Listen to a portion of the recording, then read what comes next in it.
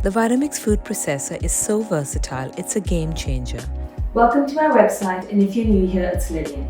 In this video, I'll be talking to you about everything to do with the Vitamix Food Processor.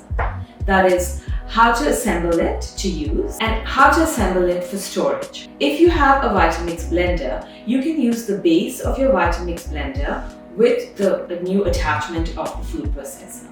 So let me show you how that's done and how to use the new Vitamix Food Processor. The food processor attachment works with any of the Vitamix self-detect motors. This is the Vitamix 12-cup food processor attachment with the self-detect base that is compatible with the Ascent and the Venture series motor base. Once you've placed the 12-cup work bowl on the self-detect base, you are ready to chop, slice, shred, knead, and mix. This quick release lever that allows for quickly removing the work bowl to pour or remove ingredients from the work bowl and for cleaning. Allow me to show you how to assemble the food processor. First, place the self-detect base on the Ascent or Venture motor base. Then place the work bowl on the self-detect base. Insert the multi-use blade into the work bowl, then the work bowl lid, making sure the lid is closed, followed by the large food pusher and the small food pusher.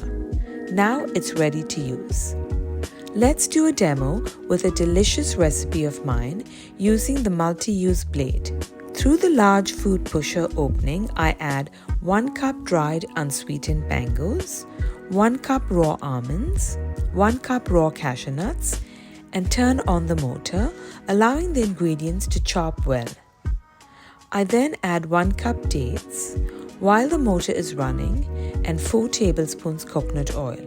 Finally, I add in 1/4 cup flax meal, allowing all the ingredients to come together, resembling fine wet sand. You are now ready to roll into no-bake energy balls. You can see how easy it is to use the multi-use blade to make delicious dessert. The multi-use blade is the workhorse blade used for chopping, mixing, kneading, and more.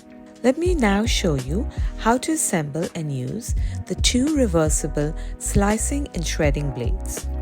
All you do is insert the blade you want to use in the work bowl, close the lid, and you are ready to slice, chop, and shred. Let's do a demo using the thick slicer blade, which is number 4.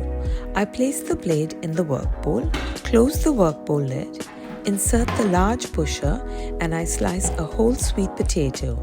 In seconds, I have thick slices of sweet potato to bake into crispy chips. Here, I use the thin slicer blade, which is blade number 2. I can insert a whole potato into the food pusher opening while the motor is running, and in seconds I have thinly sliced potatoes. Now let's use the large shredder blade, which is number 5, to shred zucchini. In seconds I have shredded zucchini for my zucchini bread and muffins. Here I'm using the small shredder, which is blade number 3. I have thin shreds of carrot for my carrot cake or to use in salads. You can see how easy it is to use the 2 reversible blades to get thin and thick shreds and thin and thick slices. It's effortless and quick. Another unique feature of the Vitamix Food Processor is the speed at which it operates.